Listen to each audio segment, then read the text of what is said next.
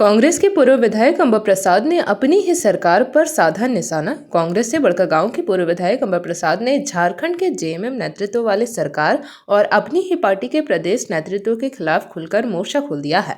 राजधानी रांची स्थित press club में आयोजित एक प्रेस वार्ता के दौरान अंबा प्रसाद ने गंभीर आरोप लगाते हुए कहा कि उनके साथ अन्याय किया जा रहा है। उन्होंने बड़कागांव स्थित अपने आवास पर बुलडोजर कार्रवाई को लेकर कड़ी नाराजगी जताई। इसके साथ ही उन्होंने पूर्व मंत्री योगेंद्र प्रसाद साहू को कांग्रेस पार्टी से निष्कासित किए जाने के फैसले पर भी सवाल उठाए। अंबा प्रसाद ने कहा कि पार्टी नेतृत्व का यह कदम गलत है और इससे कार्यकर्ताओं में असंतोष बढ़ रहा है। उन्होंने सरकार और पार्टी नेतृत्व से पूरे मामले की निष्पक्ष जांच कराने की मांग की है। सबसे हमारे संघर्ष और हमारा लड़ाई किसी से छुपा हुआ नहीं है। हमारा लड़ाई है मुआवजा 2013 के अधिनियम के तहत वहाँ पे अपने क्षेत्र में दिलाना। उसी के तहत सभी लोगों को फायदा होगा, राज्य को भी फायदा होगा। तो इसकी लड़ाई लड़ रहे हैं और इसमें बहुत सारी यातना सह रहे हैं। पूर्व मंत्री श्री योगेंद्र साहू जी लगभग 1 साल से धरना प्रदर्शन में थे और लगातार आप लोगों के पास न्यूज भी आता रहा। अब क्योंकि अचानक से प्रेस कॉन्फ्रेंस में हम लोगों ने देखा कि पूर्व मंत्री श्री योगेंद्र साहू जी को निष्कासित कर दिया गया है, तो इस पे तो हम लोगों से कोई पूछा भी नहीं, कोई हम लोग को नोटिस भी नहीं दिया। अब जब प्रेस में आके जब बोल रहे हैं तो कई झूठ भी बोल रहे हैं। झूठ ये बोल रहे हैं कि कोई मसला था तो पार्टी में आके बोलना चाहिए था। झूठ ये बोल रहे हैं कि किसी के पास साथ भी अगर दिक्कत होता है, कोई पार्टी वर्कर अगर परेशान रहता है तो हम उसके साथ खड़े रहते हैं। और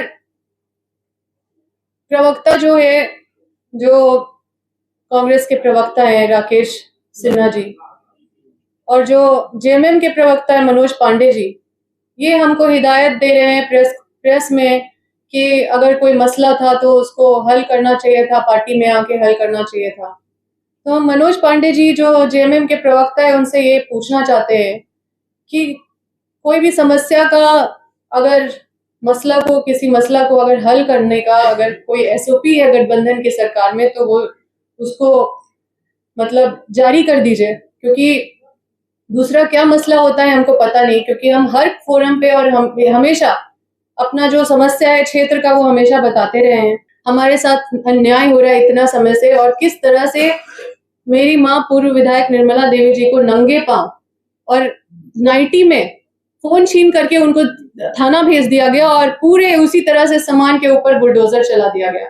नाश्ता तक नहीं करने दिया गया। 11-12 बजे वो नाश्ता बना के नाश्ता करने ही जा रही थी, उसी समय ये सारा प्रकरण किया गया। 1 बजे जब तक हम पहुंचे थे तब तक पूरा घर ढा दिया गया था। उस दिन मेरे पिताजी दिल्ली में थे और ये सारा कार्रवाई सोचिए कि इतना सारा पुलिस तैनात करके 2000 पुलिस तैनात करके वहां पे दे दिया गया। क्या माननीय मुख्यमंत्री जी मेरा सूद लिए कि क्या दिक्कत है? ये सब कार्रवाई करने से पहले पार्टी ने कुछ सूद लिया? अगर हमने नहीं बताया तो ये क्या है फिर, जिसमें राजेश कच्छप जी, रामचंद्र सिंह जी और सुरेश बैठा जी जो तीनों विधायक है वो हमारे क्षेत्र क्यों गए थे अगर हमने नहीं बताया था? तो ये कमेटी का निर्माण क्यों किया गया था? इसमें साफ साफ लिखा हुआ है कि वहां पे रैयतों का और जो योगेंद्र साहू जी का कारखाना है उसको जबरन वहां पे बुलडोज कर दिया गया। किसी को वहां पे मुआवजा नहीं दिया जा रहा है नियम पूर्वक, और इस पुलिस द्वारा रात में मारपीट भी किया जाता है और रैयतों के साथ शोषण भी किया जाता है। और जो हमारे घर 400 पुलिस फोर्स भेज दिया गया था सीएम रमेश के कहने पे, उस पे ये कमेटी बनी थी। अब उस पे ये कमेटी बनी तो रिपोर्ट क्या हुई? ये क्या अनुशासन समिति ने सूद लिया? क्या अनुशासन समिति एक पक्ष कार्रवाई के लिए बस है? क्योंकि जब हम माननीय मुख्यमंत्री जी के खिलाफ अगर पूर्व मंत्री योगेंद्र साहू जी अपना मतलब जब उनको अपना दर्द पे वो बोल रहे थे तब उनको याद आया कि हम लोग कांग्रेस के हैं, और उससे पहले भूल गए थे कि हम लोग कांग्रेस के हैं। आप केंद्र नेतृत्व को उस प्रेस कॉन्फ्रेंस में क्यों घसीटे? आप बोल रहे हैं कि हमको प्रधानमंत्री बनाना है माननीय राहुल गांधी जी को, तो इसका मतलब कि आप योगेंद्र साहू जी पार्टी में थे इसलिए प्रधानमंत्री नहीं बन पा रहे थे, ये कहना चाहते हैं? या फिर हम लोग मिल लिए राहुल गांधी जी से इसलिए उनका नाम घसीटा गया? या उनको ये तकलीफ है कि हम यहाँ पे इनको बाईपास करके और डायरेक्ट राहुल गांधी जी से डायरेक्ट हो गए? वहां पे मिलिए।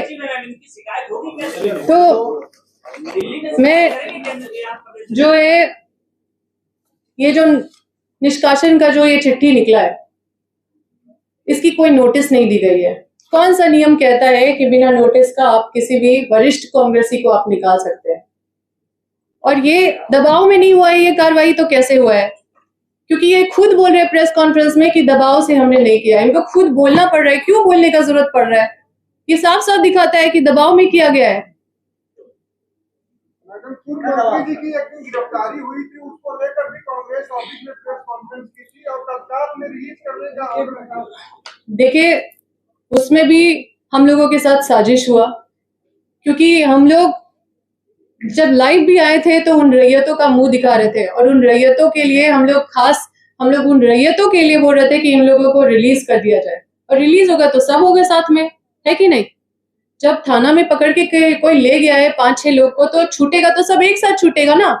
लेकिन आप सोचिए कि किस तरह का प्लानिंग करके, किस तरह का दिमाग लगा के योगेंद्र शाह और निर्मला देवी को सिर्फ छोड़ा गया और सभी रैयत को जेल भेज दिया गया। हम रात भर कुर्सी में बैठे रहे चौकीदार की तरह। हम सोचे कि योगेंद्र शाह और निर्मला देवी को गायब करेगा और रैयत लोग को गायब कर दिया गया। और लेकिन एक ऐसा ये मामूली केस था कि 5 दिन के अंदर बेल हुआ उन लोगों का। आप समझ सकते हैं कि ये लोग किस तरह का केस कर पाए होंगे कि 5 दिन के अंदर उनका बेल हुआ। हम लोग रैयतों के साथ हर पल खड़े थे। तो जो साजिश किया जा रहा है, जितना हम लोग को टारगेट किया जा रहा है शुरू से और अभी से, हम लोग इस लड़ाई में अकेले लड़ रहे हैं और माननीय राहुल गांधी जी पे विश्वास है। हम लोग ये सारी बातों को वहां पे लेके जाएंगे। जेपी भारत लाइव, भारत की बात जेपी के साथ। वीडियो को लाइक करें, शेयर करें और चैनल को सब्सक्राइब करें।